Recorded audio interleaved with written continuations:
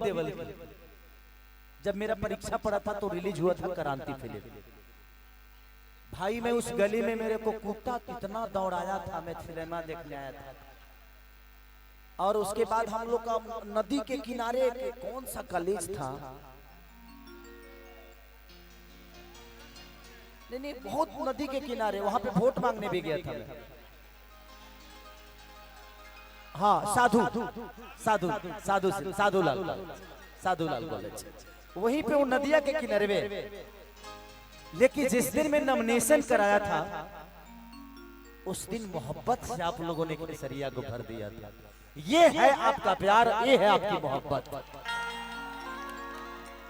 इनका इमोशन मेरे लिए हमेशा से रहा है और इन्हीं का नहीं, छपरा का हर आदमी के दिल में मैं बसता हूँ, क्योंकि मैं किसी जात का नहीं बल्कि हर उस इंसान के दिल में हूँ।